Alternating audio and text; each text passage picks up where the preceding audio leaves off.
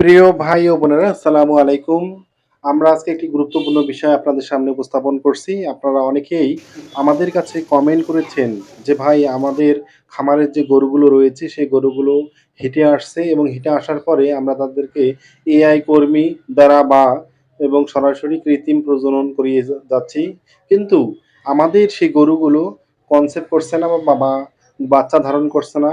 এই সমস্যাটি আমরা দীর্ঘদিন ভুগছি। আর এই সমস্যাটির কি সমাধান সে বিষয়টি আপনারা অনেকেই আমাদের কাছে জানতে চেয়েছেন। জি ভাই, আমরা আজকে এই বিষয়টি আপনাদের সামনে A to Z উপস্থাপন করব। অবশ্যই আপনারা আমাদের সম্পূর্ণ প্রতিবেদনটি দেখবেন।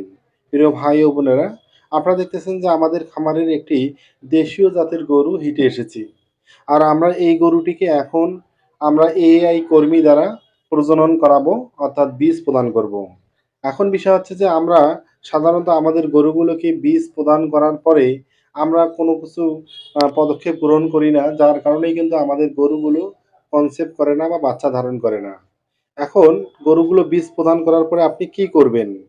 জি ভাই, আমরা যদি আপনাদের সেটি বলি তাহলে অবশ্যই আপনাদের যে কাজটি করতে হবে সেটি হচ্ছে বীজ আপনি আপনার গরুটিকে হিটে আসার পরে, অর্থাৎ তাকে ১৩ থেকে ১৪ ঘন্টা পরে, অর্থাৎ দেশীয় গরু হলে তাকে বীজ প্রদান করবেন এবং এরপরে বীজ প্রদান করার পরে তাকে অবশ্যই আপনার শিওর এআই, আমরা যদি আপনাদের ডিটেলস বলি, শিওর এআই বা ডক্টরস অ্যাগ্রোভেট লিমিটেডের আপনারা এই সিরাপটি আপনাদের গরুটিকে সরাসরি, অর্থাৎ বীজ প্রদান করার পরে খেয়ে দিবেন।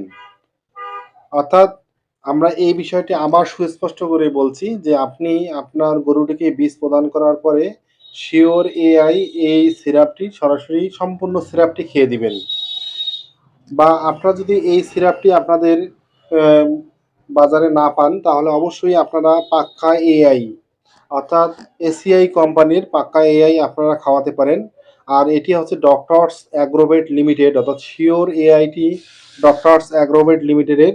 এই ডক্টর অ্যাগ্রোভেট লিমিটেডের এই শিওর এআইটি আপনারা সম্পূর্ণটি বীজ প্রদান পরে খাওয়ালে হবে। আর এটি না পাইলে আপনারা অবশ্যই পাক্কা এআই আপনাদের গরুগুলোকে সরাসরি সম্পূর্ণ খেয়ে দিবেন। আমরা বিশ্বাস করি আপনার গরুটি 100% বাচ্চা ধারণ করবে বা কনসেভ হবে।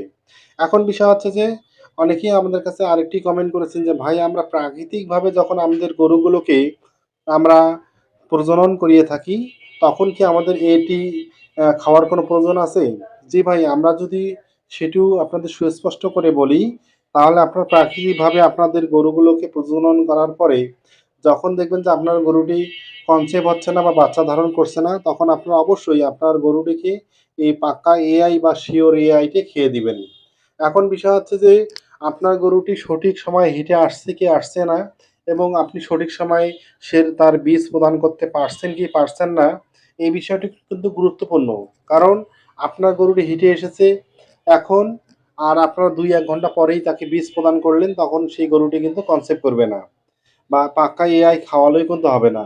তাই আমরা সহজভাবে আপনাদের বলবো, আপনার গরুটি যদি দেশীয় মানের হয়ে থাকে তাহলে তাকে ১০ থেকে ১২ ঘন্টা বা ১৪ ঘন্টা পরে তাকে বীজ প্রদান করবেন। আর বিদেশি মানের হয়ে থাকে, অর্থাৎ হলস্টিয়ান ফ্রিজিয়ান বা ফ্রিজিয়ান মানের হয়ে থাকে, তাহলে তাকে বীজ প্রদান করবেন ১ দিন পরে বা অবশ্যই রাতে যদি আসে তাহলে আপনারা বিকালের দিকে তাকে বীজ প্রদান করবেন। আর গরুগুলোকে বীজ প্রদানের পরে অবশ্যই আমরা একটি সতর্কতা অবলম্বন করব, সেটি হচ্ছে লবণযুক্ত কোনো পানি খাওয়াবো না। অর্থাৎ লবণযুক্ত কোনো পানি খাওয়ালে তার যে ভিতরে যে সিমেন্সটি রয়েছে সেই সিমেন্সটি বের হয়ে যেতে পারে বা নষ্ট হয়ে যেতে পারে।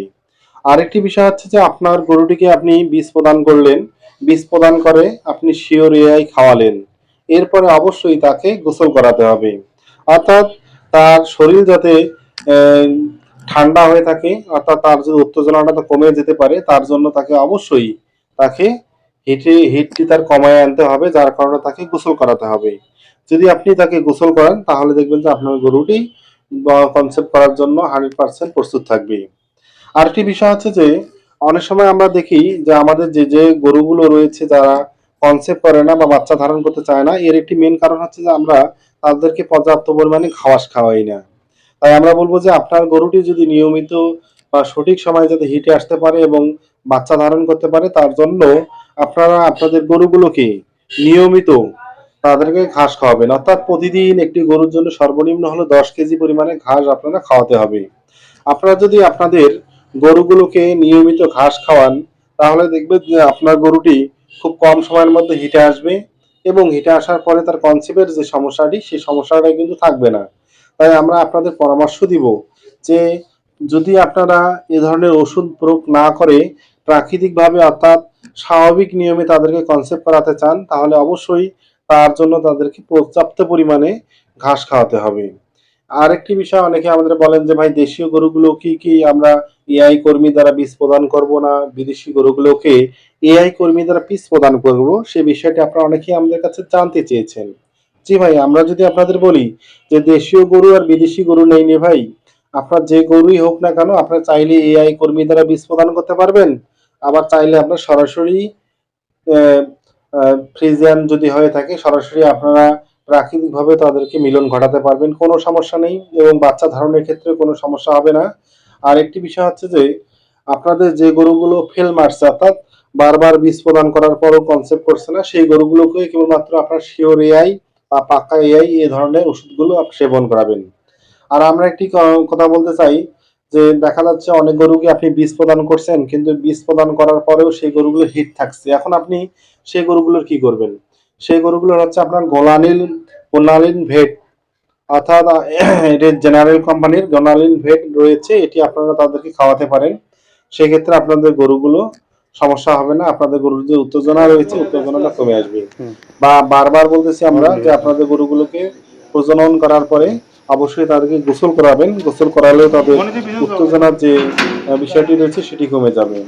আরেকটি বিষয় হচ্ছে যে এআই কর্মী আপনার গরুকে বীজ প্রদান করবে, সেই এআই কর্মী তার বীজগুলো জীবন্ত রয়েছে কি নাই সেটি কিন্তু সে বলতে পারবে, কারণ আমরা সে বিষয়ের প্রতি অনেক বেশি এক্সপার্ট নই, যার কারণে আমরা বুঝতে পারি না। কিন্তু আমরা অবশ্যই এমন একজন এআই কর্মী দ্বারা আমাদের গরুগুলোকে বীজ প্রদান করব, যে এআই কর্মীর এক্সপেরিয়েন্স বা অভিজ্ঞতা সকল কিছু সবচেয়ে বেশি পরিমাণে রয়েছে বা সামাজিকভাবে তার মূল্যায়নযোগ্যতা রয়েছে, সে ধরনের এআই কর্মী দ্বারা আমরা বীজ প্রদান করব। তাহলে দেখবো যে আমাদের গরুগুলোর কনসেপ্টের যে সমস্যাটি রয়েছে সেই সমস্যাটি না হতে পারে, বা বীজ প্রদানের যে সমস্যাটি রয়েছে সেই সমস্যাটি হবে না এবং গরুগুলো নির্দিষ্ট সময়ের মধ্যে বাচ্চা ধারণ করতে পারবে এবং বাচ্চা প্রদান করতে পারবে।